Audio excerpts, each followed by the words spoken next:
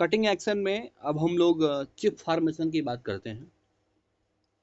Basically chip क्या होती है? चिप एक वो मेटल का वो कटा हुआ टुकड़ा है जो कटिंग टूल एक्शन या कटिंग एक्शन के बाद उत्पन्न होता है, या एक जो मेटल का अनवांटेड पार्ट होता है जिसको हमें कट काट के हटाना होता है, उसे हम चिप कहते हैं। ठीक है।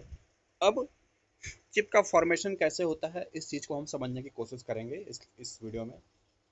तो चिप का फॉर्मेशन को हमें समझने के लिए हमें ये देखना होता है कि हम जो भी हमारी मशीनें हैं उसमें मेटल कटिंग के दौरान चिप बनती है। चिप क्यों बनती है? हमारा जो प्राइमरी एम है मेटल कटिंग का, मेटल कटिंग हम करते ही हैं क्योंकि हमारे पास जो एक वर्क पीस है, जो जॉब है, उसको हमें डिजायर्ड शेप में कन्वर्ट करना होता है। और डिजायर्ड शेप में कन्वर्ट करने के लिए हमको, या वांछित आकार का बनाने के लिए, हमें उस मेटल के टुकड़े को, जो हमारा जॉब है या जो हमारा वर्क पीस है, उसमें से कुछ चीज़ों को कटिंग के दौरान हटाना पड़ता है, कटिंग करके। यहाँ पे हम केवल मेटल कटिंग की बात कर रहे हैं, बाकी प्रोसेस से भी ये पॉसिबल है, तो उन बाकी प्रोसेस की हम बात नहीं करेंगे।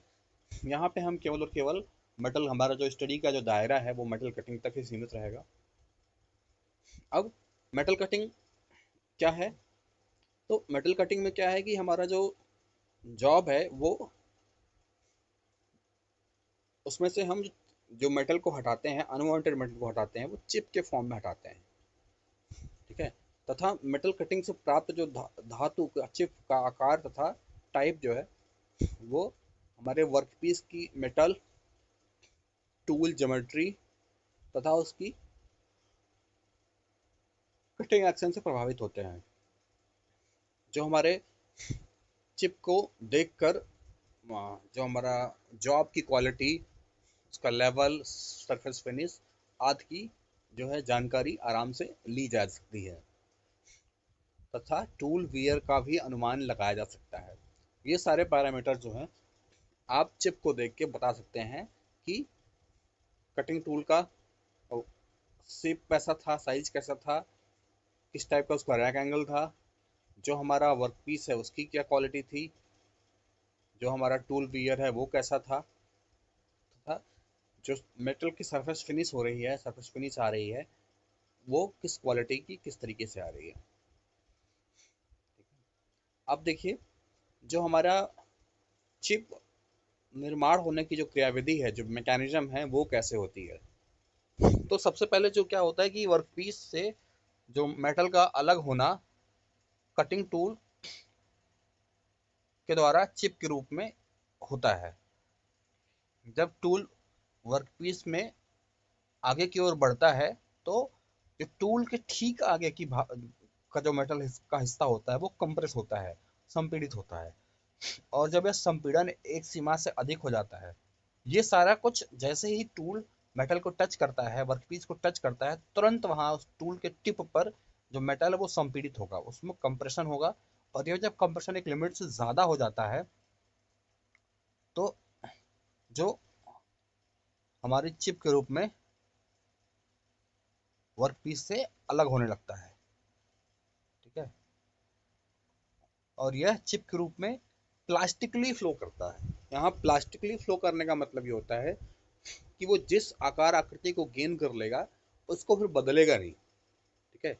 यानी मेटल से निकलने के बाद जिस भी आकार से वो निकलेगा, उसी आकार में अपने आप को बरकरार रखता है।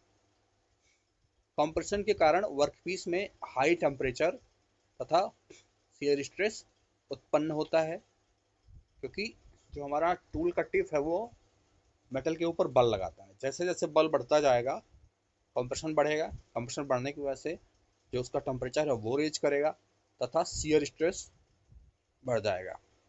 यह जो स्ट्रेस है वर्कपीस के तल पर अधिकतम होता है, जिसे आप शियर प्लेन कहते हैं। ठीक है। शियर प्लेन कहाँ लगेगा? वर्कपीस के तल पर अधिकतम लगेगा।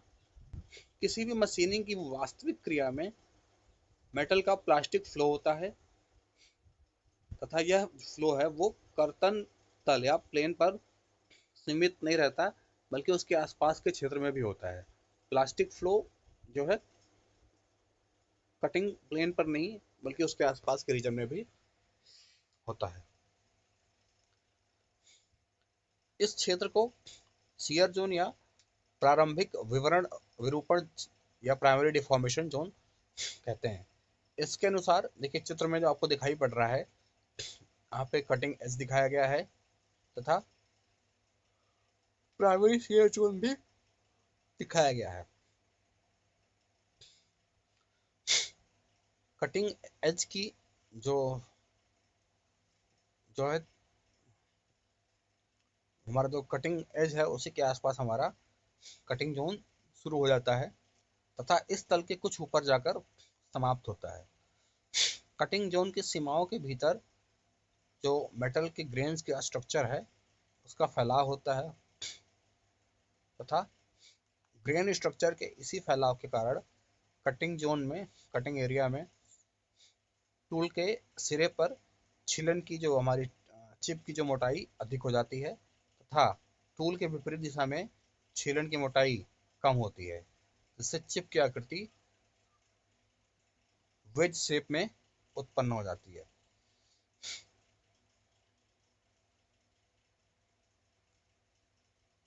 यही कारण है कि डक्टाइल मटेरियल से उपजे चिप घुमावदार हो जाते हैं तथा क्योंकि एक सिरे पे क्या हो रहा है, एक सिरा मोटा हो जा रहा है, दूसरा सिरा पतला हो जा रहा है, तो मोटे वाले सिरे से पतले वाला सिरा होने की वजह से एक दोनों सिरे पे अलग अलग मोटाई होने की वजह से जो डक्टाइल मटेरियल के चिप हैं वो हमारे कर्ली शेप में या घुमावदार हो जाते हैं।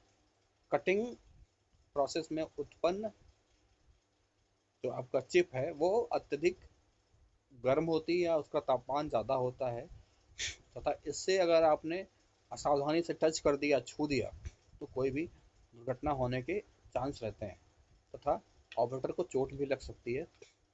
इसीलिए जो अतिरिक्त छीलन को हटाए बिना ऑपरेटर को आगे कार्य करने में असुविधा होती है तथा उसको अतिरिक्त जो एक्स्ट्रा चिप जो है उसको वहाँ से हटा भी देना चाहिए। अगर आप हटा नहीं दे रहे हैं तो उससे समस्याएं खड़ी हो जाएंगी।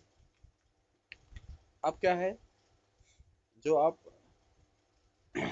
इस जो हमारा चिप निकलने जो हमारी असुरक्षित चिप जो निकली हुई है उससे बचने के लिए चिप को बनते ही उसे तोड़ने की व्यवस्था की जाती है तथा इसको चिप को तोड़ने के लिए अनेक प्रकार की युक्तियों का प्रयोग किया जाता है, इसमें से जिन्हें चिप ब्रेकर कहा जाता है।